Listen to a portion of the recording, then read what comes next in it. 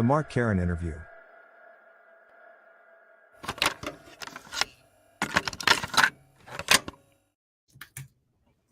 Welcome back to All That Jam, where music has no limits. We are joined today by Mark Karan. How are we doing today, Mark? I'm doing good. It's a nice sunny day in Marin County. I got no complaints.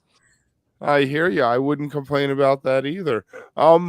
You so much going on. You have new stuff. You have music you've been writing. You have a couple projects, I guess, celebrating some of your musical heroes or people that you like. But why don't we get started with what made you pick the guitar up in the first place? What made you say, this is my life? This is what I'm going to do? That's pretty easy. It was the Beatles on Ed Sullivan, like so many people of my generation, you know. I'm pushing 70 years old at this point, which is kind of hard to wrap my head, but it's happening. And I think a lot of the guitar players and musicians in general, in my general age group, we were exposed to that and went, I want to be that. There you go. There you go. So you grew. You were in California. You were in California, right? Yeah. So I guess you how old were you when the whole San Francisco thing popped up? I was 11 in '66, and I was hanging in the Haight and Golden Gate Park and all that. And I think the first time I puffed any was when I was about 11. And, you know, hanging out in the Haight and whatnot until about 68, 69. And then the Haight kind of died. And I got a little older, and my family moved to Half Moon Bay. And we used to cut school and hitchhike up to Marin County and drop acid on Mount Tam and do all that kind of stuff. You know, it was a good time. It was a good time. I always say 69 is when it died with Altamont, but I guess 68 it was probably pretty much spent at that point. Haight Street by that time, you know, the Life magazine articles had come out, and all the people that were like, you know, swarming there because of what the media was saying were there, and speed started to creep into the neighborhood instead of pot and psychedelics, or in addition to pot and psychedelics. And that was a weird vibe. And there was a lot of hungry young hippie types that didn't really have it figured out yet, you know? Right. It almost happened 20 years later again with Touch of Grey, when the Dead blew up, and all of a sudden you had all these hanger ones coming to check it out, me included. That kind of opened the door for me. I was around in that time. Well, it's funny because so my friends were, and you know, I tend to be on the older tip of a lot of the people that I interact with. And that was true for so many of them. And for me, it's so funny because I got on the bus in about 66. And I was off the bus by about 76. I'd listened to the Dead for 10 years. I loved it dearly. I was a very active musician by that time. And, you know, I got to a point where I was like, well, this is wonderful, but what else is out there? Mm-hmm. You know, and got off into funk and country rock, you know, all kinds of other stuff that wasn't Grateful Dead or Haight-Ashbury oriented music. And that served you well, you know. And I mean, which is great. It's made me a much broader kind of musician. I don't have just one funnel that I you know, or one area I get funneled down into. I love that stuff. I love jam and Grateful Dead stuff, and Grateful Dead encompasses so much because it's kind of just a giant umbrella for Americana anyway. But you know, I love certain kinds of hard rock. I like indie rock. I like old school country, you know, hardcore. I like hardcore blues, old soul and R&B and gospel music. I like all that stuff. Yeah. And so the freedom that you get with your own work, not trying to jump too far ahead, but I just see that connection there, all of the different genres that you kind of weave in and out of your band that has that kind of revolving door, right, of different players coming in and out. That must be very satisfying for you, I would imagine, to be able to have that kind of flexibility. It's interesting. In some ways, it's very cool because obviously there's a level of spontaneity. But truthfully, growing up in my generation of musician growing up, most of us wanted to be in the next unique original thing. Mm-hmm. Tributes were not, cover bands were ridiculed back then. They were made fun of. If you were in a cover band, you were a chump or you were just learning. And once you got to a certain point, you started writing your own music and you wanted to be the next Beatles or the next Grateful Dead. You didn't want to mimic them. You wanted your own thing to say. And that's changed quite a bit. In our scene here in Marin, there's probably 20 different bands around that are various versions or incarnations of a great cover thing, but there's probably only 20, 25 musicians. And they're all, it's all this very sort of incestuous mix. And everybody knows everybody and everybody plays together. But it's not that old school thing of where you had a specific group of people that was consistent and you were really working at developing your own original sound and your own original songs. That's not as popular anymore. And that's really more what I'd like to be doing with my own band. I'd like to have a core group. You develop a sense of communication and almost telepathy when you've played with the same people for long enough. I think that's one of the magic things about the Grateful Dead was the communication, the wordless communication that eventually happened because of their deep brotherhood and the time that they spent playing music together with the same cats. So yes, it's fun to have all that variety, but truthfully, and going deep rather than broad. Okay. I mean, I wonder these days, is that a function of just the industry? We talk to so many people who have multiple projects going on at any one given time, because that then fills for them not only the calendar, but just from, a realistic income perspective. They're able to kind of jump in and out. So maybe there's a function of that that's just practical too. Absolutely. And public tastes have changed. What I see in the musical audience, obviously not everybody. I don't like. One of my least favorite phrases is "one size fits all." That never works. But what I do see is that a lot of people that are in our music public, kind of are more interested in what they already know about. They're more interested in tribute acts and seeing people that are playing music that they're familiar with than hunting down something new, unique, and original. And as a player, it kind of disappoints me, but we have to move forward with what is, and if that's become our audience, I'm willing. And I tour with a band called the Gilmore Project. That's all David Gilmour and Pink Floyd stuff, with some pretty high end players. And I also play with a band that is called Live Dead and Brothers. And doing sort of a mashup of Allman Brothers and Grateful Dead stuff. And we have a few of us that are very much from the Grateful Dead world, and a couple of us that are deeply, deeply, deeply in the Allman Brothers world. And it's fun. There's a sense of authenticity and connection there that I'm loving. Yeah. I really like J-Rad. Obviously, is the biggest drawing cover band, Grateful Dead cover band in the country right now.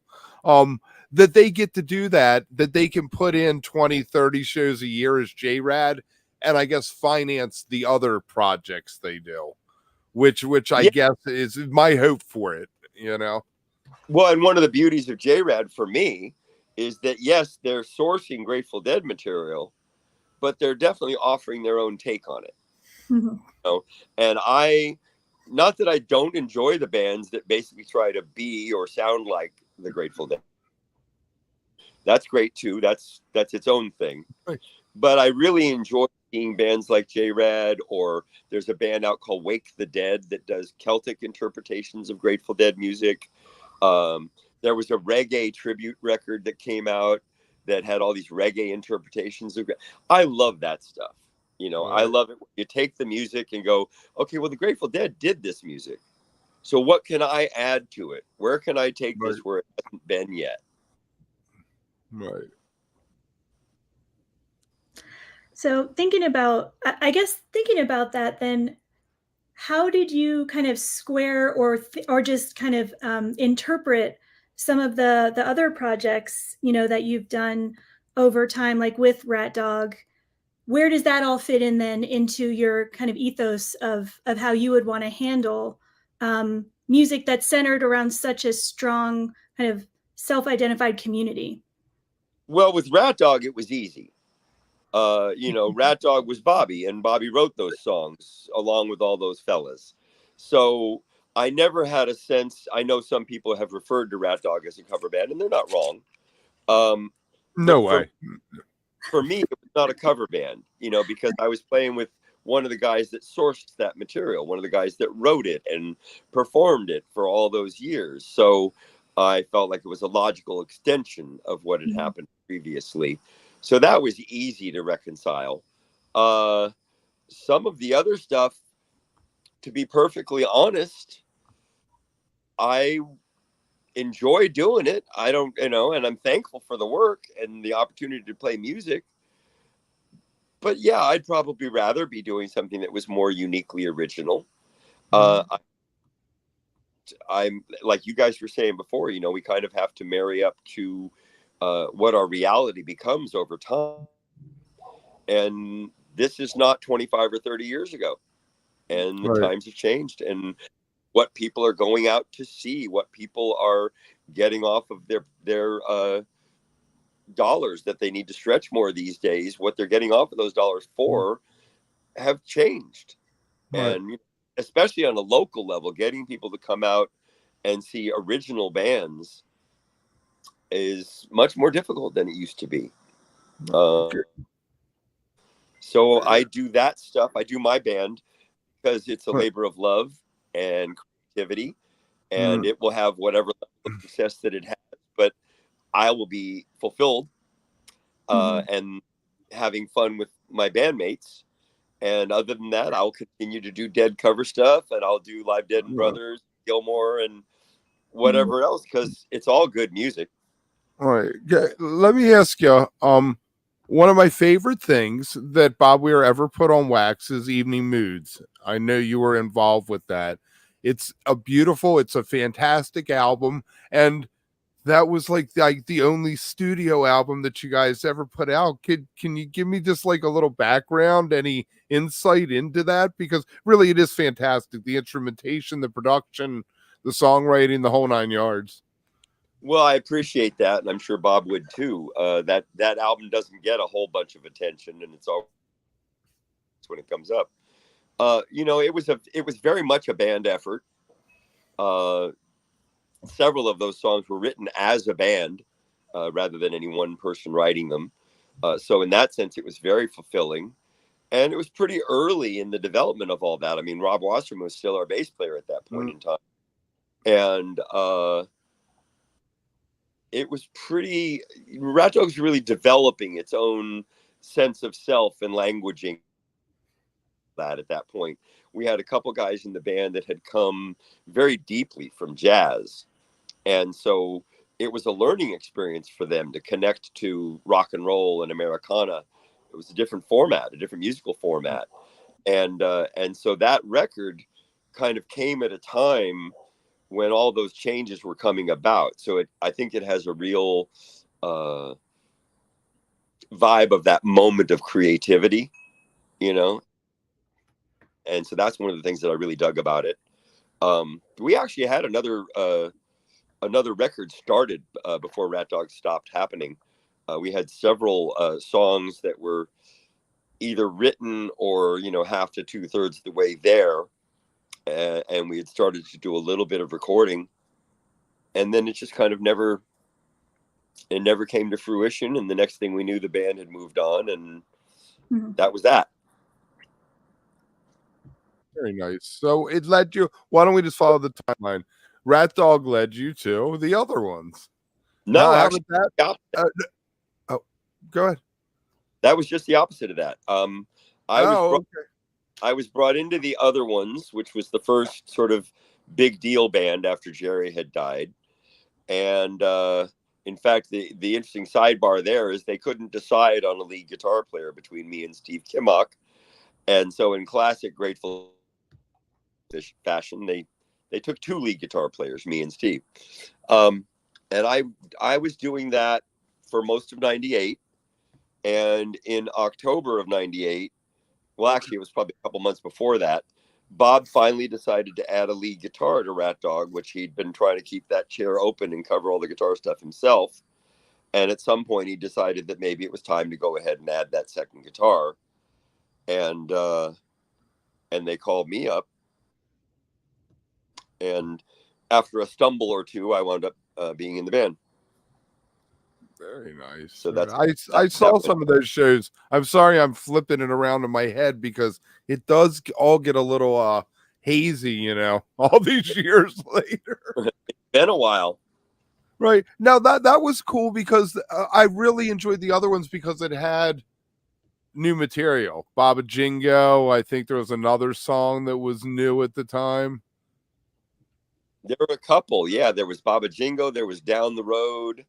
There were some Hornsby songs that right. Strange Remain. Only the Strange Remain. That's right. And Banyan Tree.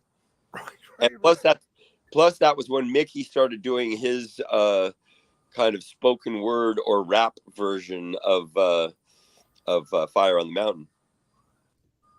I think that was unique to the other ones as well. It was.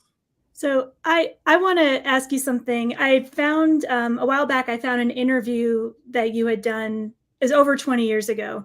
And a lot of this interview was kind of talking about the music community, the scene. I think this was 2002. So, you know, lots happened since then, but you were talking a little bit about the music community and how, you know, in your opinion, the Grateful Dead had the storytelling kind of a generation with them. That was just a part of their ethos and who they were. And then the conversation had kind of turned to Phish and some other bands, and the experience of, let's say, a Phish show or String Cheese Incident show being so different. When you think about where that scene has kind of taken us in the last, you know, couple of decades, have you seen any bands come through, whether it's jam bands or something else, that you feel have that same, you called it a bard characteristic? Have you seen that, or do you really feel like the Grateful Dead is still kind of the holder of that particular kind of storytelling? Well, I don't know that they were ever the singular holder, although I think they have certainly a unique social phenomenon. You know, it's the bands of the Grateful Dead are not just about the music. It's a thought. It's a whole sort of almost sense of spirituality and thought. I have noticed that there's a pretty broad spectrum of political beliefs in the Dead community, which has kind of caught me by surprise a few times. I've seen some political beliefs expressed that 25 or 30 years ago I never would have thought I would have heard in the Dead community. But that's kind of reflective of our times in general. One of the bands that really holds a lot of power for me right now, I don't know about the whole bard storytelling part of it, but as far as deeply rooted authenticity, not trendy, real creativity, I'm in love with Tedeschi Trucks.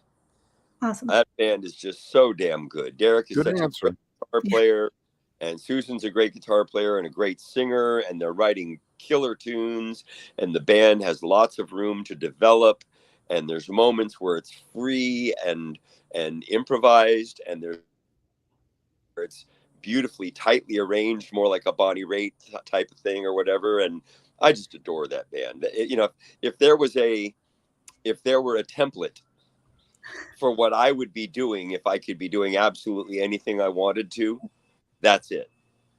Right. Well, and they're I think obviously, you know, from a relationship perspective and just the family aspect, I think to me that I always feel with them, it's so inherent. Not that you don't feel that maybe with other bands, but it is so distinct. And I think just a part of everything that they do, they bring that closeness to the audience. You just kind of feel it, you get enveloped in it. So yeah, that's a really interesting Well, I'm glad you brought that up. Yeah, I find Derek as a band leader too. He just seems to have a very clear, pure, singular vision, and the way I see him relating to his bandmates, it's not dictatorial. It's I respect the shit out of you guys. I do have a vision, and I want you to be true to my vision or our vision. But beyond that, I respect the hell out of what you guys do, and I love you, and let's do this together. That's what I see there, and I man, I live for that. Well, we used to joke when Derek Truck's band, like 99, 2000 was touring, and they were all instrumental, and we used to joke that he was the strong silent type, and he was probably like 18, 19 at that point or something. I remember those days.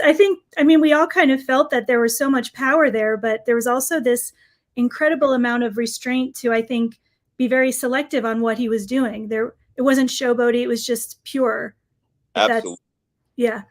And that's my taste in music, period. I mean, I can be knocked out by somebody's chops. There's no question about, a Steve Vai or somebody, some of these hot dog guitar players. It's impressive as hell. But, my sort of patented answer to that kind of musicianship and that approach is, wow, I didn't know you could do that on a guitar. Why did you want to? Right. It's stunt guitar. What Zappa called it, impossible guitar parts. It feels to me a lot more like sports than art. And I like art more than sports. They somebody said to Yngwie Malmsteen that that less was more, and he said, "What are you talking about? More is more." So there's the mindset. Different strokes for different folks, Yeah. I saw Yngwie once. Like that. I saw Yngwie once. He put on a big show. He opened for AC/DC though we were there for AC/DC, which is not what Yngwie does exactly. Not long. Right. Let's look at you have the Dead, the Brothers Project, the David Gilmour Project. When you're looking at these catalogs, you're walking into it. I'm going to be playing these songs. They're all iconic guitarists. How do you make sure that Mark's voice is still in there while respecting what they did? That's an interesting question because it really kind of depends. Like with the Dead stuff, for example, I remember coming up to audition for the other ones way back, was it 25 years ago now? And I had no idea what to expect.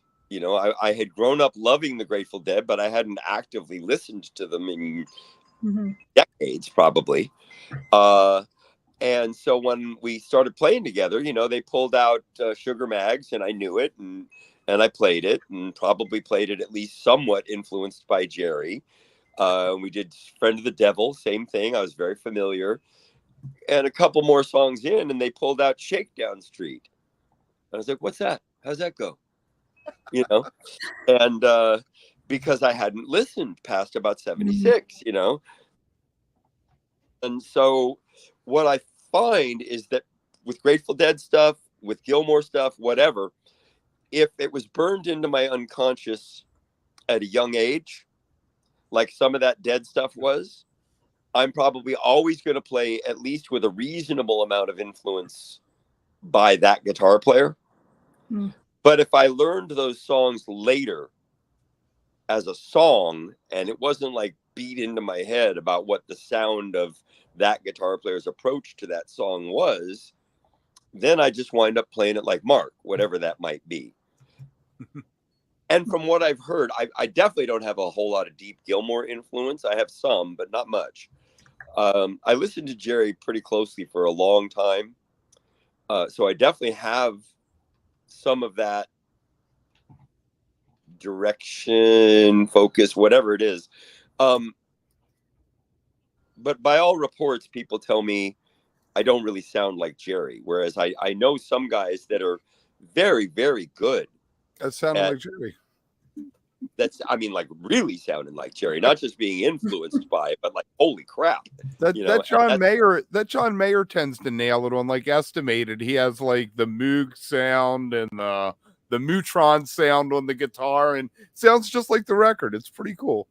Well, it's, I haven't heard Weir play a whole lot. I have to be honest, I haven't listened to a lot of Dead and Company. But there's people like Kadlazik, or Jeff Matt. Jeff Mattson is probably my favorite Jerry guitar guy. Any era, any sound, he can nail it. Well, yeah, like, but give me a year.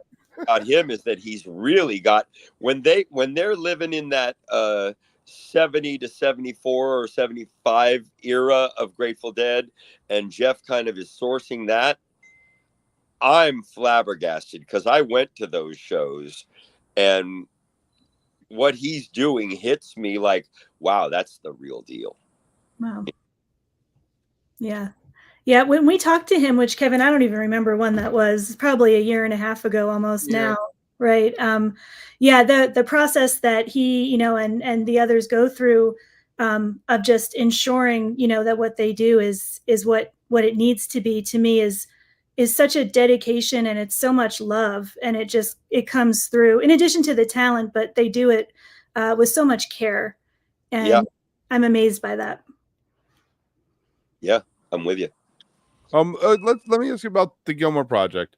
Do we get into how much to the solo stuff? Are we like short and sweet from the first solo album, or about face stuff? Or I think the only two songs that we're doing that are true solo Gilmore songs right now are actually, that this might even have been a Floyd song. I'm not sure. It's certainly a Gilmore Floyd song. If it was, I do Learning to Fly, and then we started doing Piper's Call, which is off of his new record. Right. In fact, I think we may have played it live before he did. I like his like late 70s album. And then he had About Face with like Blue Light and Murder and all those songs that were MTV tunes. I think Learning to Fly is what I call the Gilmore era Pink Floyd, when they like reformed and Roger sued them for using the name. I hate seeing all that animosity in those situations. I mean, if you were ever able to be loving and supportive of one another, can you at least find a way to live and let live? Totally. So what else does it comprise? Is it the big Pink Floyd stuff, or do you try to reach back and when we formed, everything was kind of built around Dark Side, because it was the release year, not of the record. It was the release year of the tour of the Dark Side material. So we were doing predominantly Dark Side with a few add-ons. And now we're doing more Wish You Were Here. Okay. Still with plenty of material from Dark Side and those couple of Gilmore originals. All right. Do you have a favorite Pink Floyd? Oh no. And we're just gonna vamp until Mark comes back. Here we go. Hi there. I was never a Floyd fan. Okay. And so it was kind of mind-blowing to me when I started learning this material. I'd never owned a copy of Dark Side of the Moon. And I started learning all these songs, and I realized, wait a minute. I was never a fan. I never owned a copy of this record. I know every single one of these songs. What the hell? Wow. I tell you what, the album before that, The Obscured by Clouds, that I guess was a soundtrack for a movie, simply fantastic. I've always wondered why bands don't cover stuff off that one, because I feel like it was the last group effort. Dark Side, it kind of became Waters' thing, and then they went way down the Waters hole by the time they got to The Wall. Right. I don't know. I think it's probably practical. That people are aware that the market is more there for the more known material. That's one of the things I do dig about both of the cover or tribute-ish things that I'm doing is neither one of them is a true tribute. In neither band do we attempt to recreate what that other band did. In both bands, we take the basis of what they did, the essence of what they did, and take lots of liberties. That's awesome. Yeah, and I think Obscured by Clouds was released 1 year or maybe even less than a year before Dark Side. So I feel like it just kind of gets hidden, obscured, Right. if you will. Yeah. Yeah. But you're right. It's a great one too. It's excellent. And the movie is really weird if you like weird movies. I dug it up on a torrent site and found a copy of it. And it's about drug addicts in Italy Oh in the boy. late 60s. It's a bizarre flick. It is really. What can you do? So you're gonna. I hear that there's new material. There's a new album coming out. Your only other, if I'm wrong, shoot me, was Walk Through the Fire that was released as a solo album, right? Well, that was released in 2009 as a solo. I finished that post my cancer, and there actually was a record that was released prior to that in, I think, '99. That was comprised of live recordings of Jemima Puddle Duck. Okay. I did a very limited release of that. Mm-hmm. I think a whole lot of people got that or heard that. I think I have 200 or 300 copies left, and I judiciously dole them out to people that are legitimately interested. They're worthy. I used to have I had a bootleg of Jeremiah Puddle Duck back in the day. It was one of the early CD things that I got that came straight to CD, that we were no longer using tapes at that moment. So right. Yep. So do you feel is there a progression to your songwriting? Do you feel like over the years you can trace your growth or any themes that run through it? To be really honest, I love the studio. It's one of my very, very favorite environments. I love arranging with bands, coming up with cool parts and sounds and all of that. I am not at my core one of those people that's driven to write. I have friends that if they don't write, 5-10 songs a week, mm-hmm. they're frustrated. They're unfulfilled. They need to get pen to paper or finger to keyboard these days, I guess. I'm not that guy. Every blue moon, I'm blessed with a song that pours out of me, but it's a rare occurrence. And I have a songwriting partner that I wound up in the last several years writing about a half a dozen songs with, who I love writing with. But again, we're not a prolific combo. Both my records had about half my songs and half either obscure covers that I thought would be cool to rethink, or songs that were written by friends of mine that nobody would have ever heard without me exposing them, kind of thing. So I kind of think of myself more in the sense that I think of like a Linda Ronstadt or a Bonnie Raitt, both great song interpreters, not necessarily prolific songwriters. Mm-hmm. That's a good distinction. I think that's probably an important distinction too, like you said, for that piece of fulfillment, because you could look at it one way and say, well, do I feel like I should be doing some of these things? But the reality is you should be doing the things that make you happy. Although I wonder if there's sometimes this kind of internal chatter for some artists that maybe it's the same with going on tour. Sometimes we talk to people and say, you know what, touring is not my thing. I just don't enjoy that lifestyle. And that can be hard to kind of admit sometimes. When it comes to writing, yes, I absolutely have a lot of self-judgment and stuff that I lay on myself, that I should be this or I should be that as an original artist, I should be writing my own material, but the truth is I love good songs. If I write a good song, I try not to be too brutal on myself, and try to be aware of it at whatever level that something I might have had something to do with might be good. But it's more important to me that I really feel like there's something I want to say in the lyric, or there's something about the chord progression and melody that really, really connects to me, or something about the groove where it's like, man, I want to hear what we would do with this. That's the stuff that really speaks to me. I mean, it's great when I get a chance to write a song, and I'll keep trying. And I do think that probably my internal critic, my judge, likes to sit on my shoulder and say, you can't write the way X person or Y person can, so don't bother. And I would like to shut that voice up, because I have a feeling that there's a lot more creativity in me that could be coming out if he would shut the hell up. It's a problem. You just want to flick them off your shoulder there. Yeah, well, I've talked to so many. Like, one of my very favorite musicians of all time is a man that I was lucky enough to play with for all those years in Jemima Puddle Duck, J.T. Thomas, Bruce Hornsby's keyboard player. Mhm. And he, like myself, suffers enormously from what they call imposter syndrome. Yeah. He's always afraid he's going to be found out that he sucks. And that's so never going to happen, because he's literally one of the most brilliant musicians I've ever been involved with on any level. And yet he questions his own ability and his own gift. Right. Yeah. So You know, it's bizarre.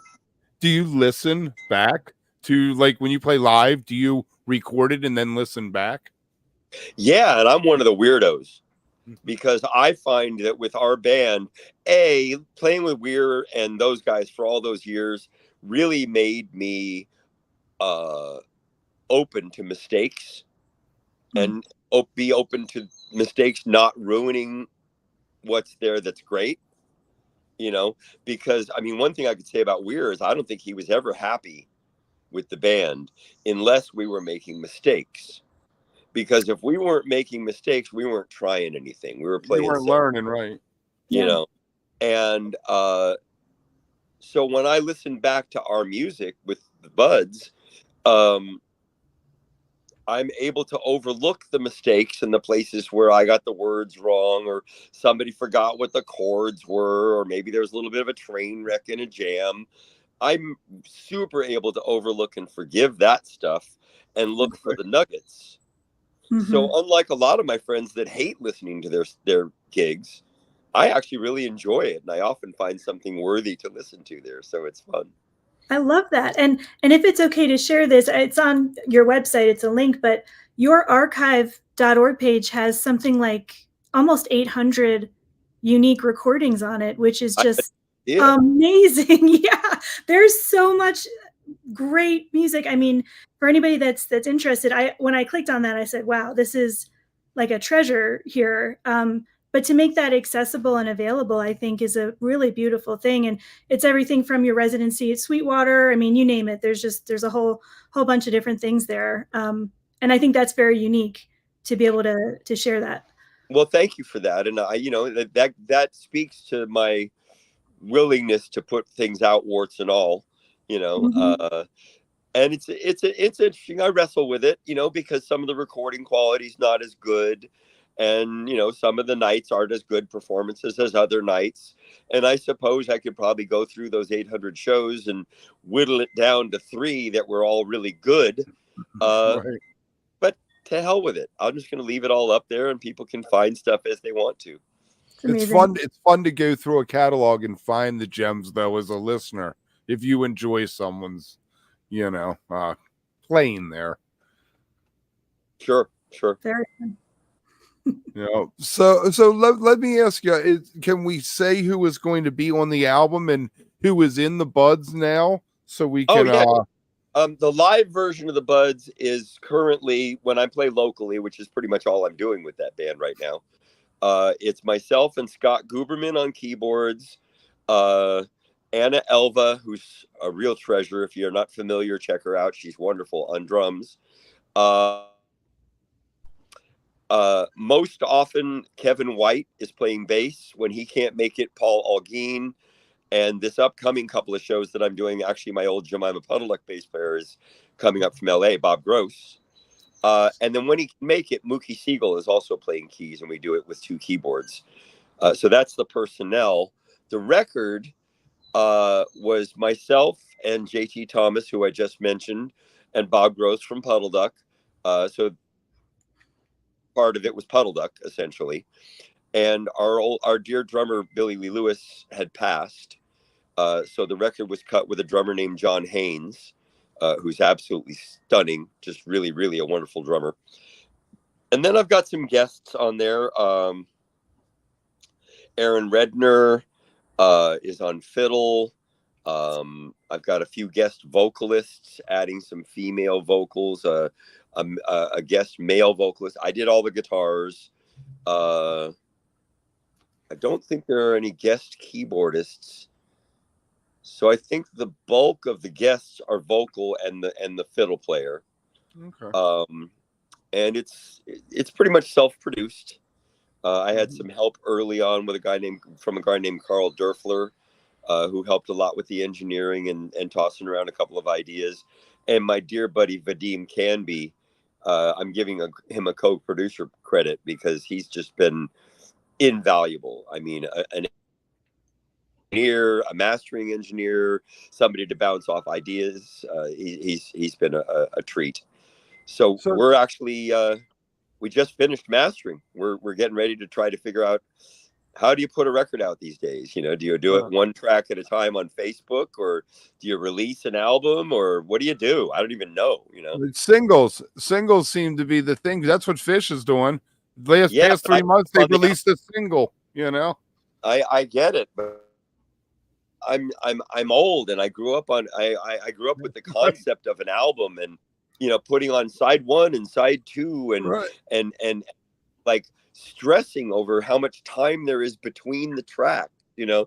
I don't know if there's any point in doing all that anymore. I think the ghost of Moby Grape haunts some people. You don't want to release the 6 singles at once, you know, and that's the end of it for you. How do you approach being the band leader in the studio as opposed to being someone who's coming in and working with someone else?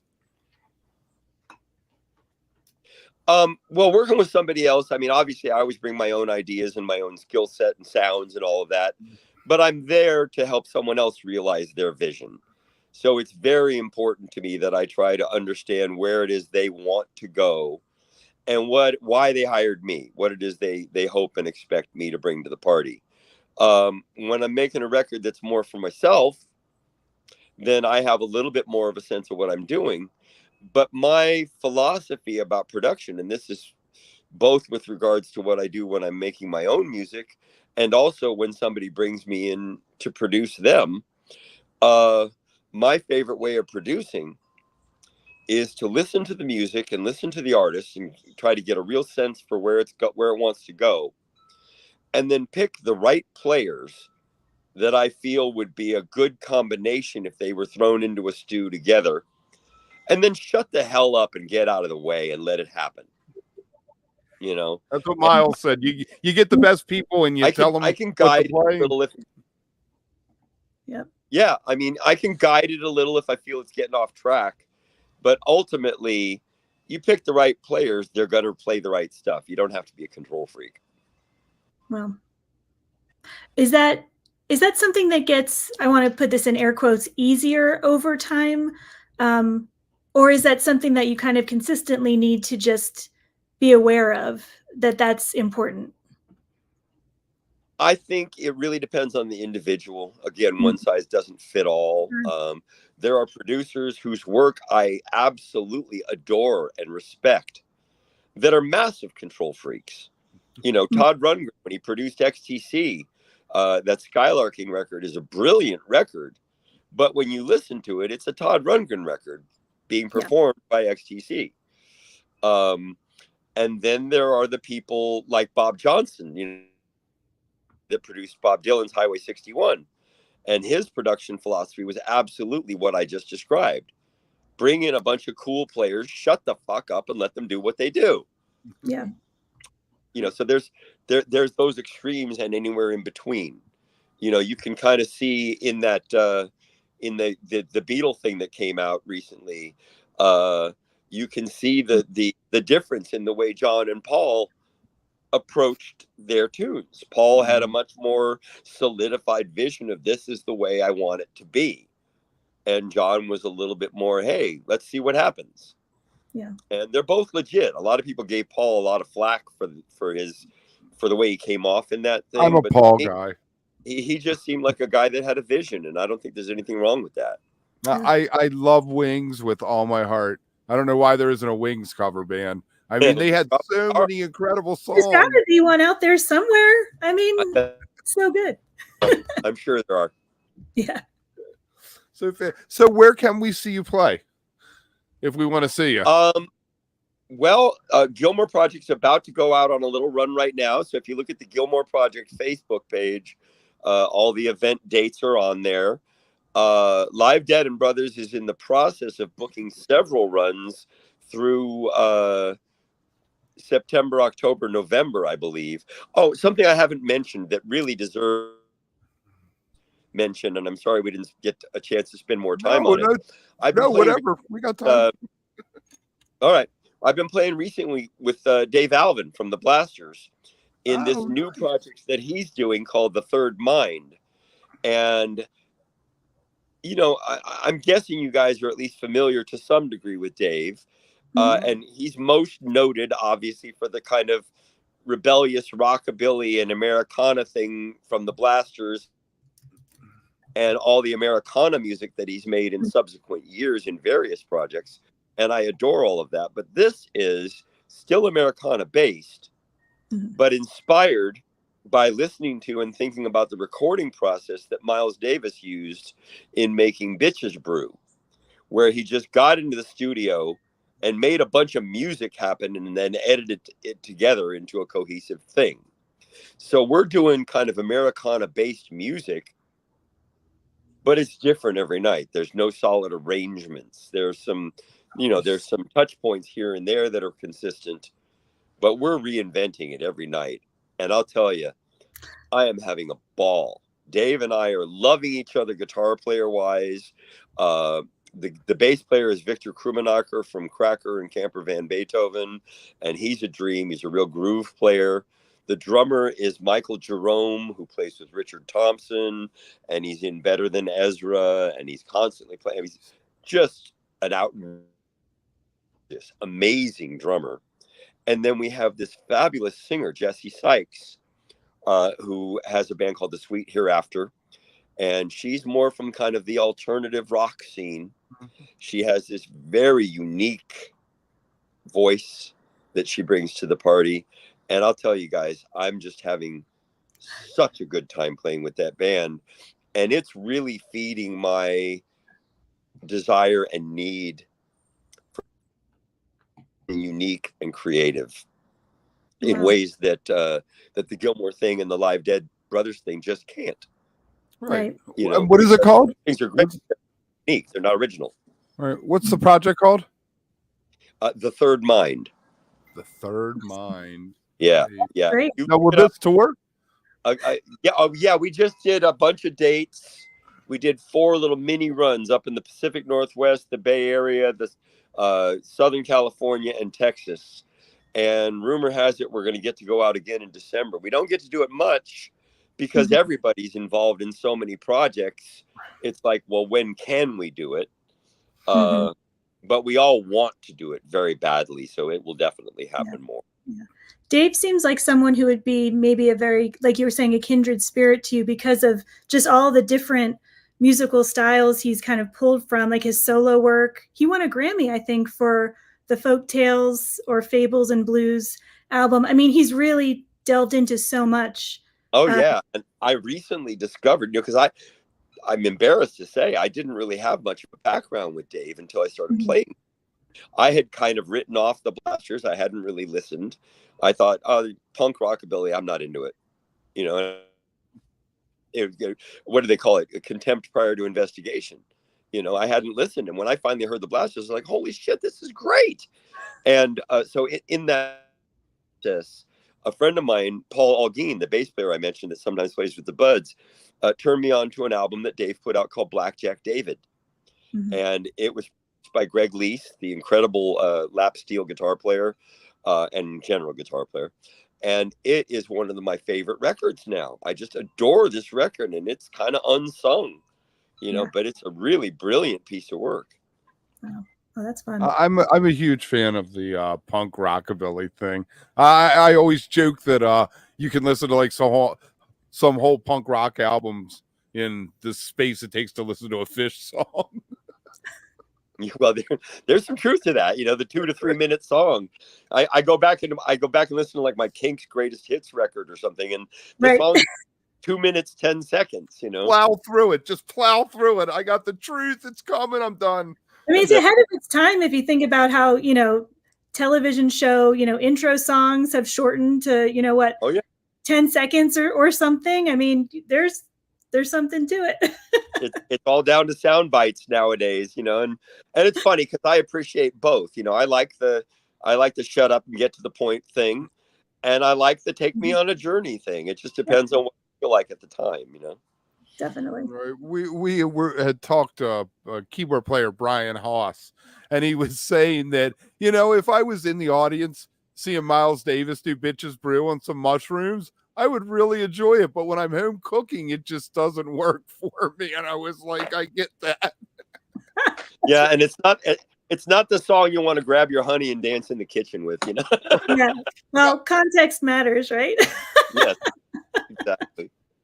That's fantastic. So where are we going to be able to find the album? Is it just a matter of seeking you out on Facebook and giving a follow so you have the info? Yeah, I think that's gonna because I really don't know how I'm gonna release it. I don't release it as a whole thing or how I'm gonna go about that whole process.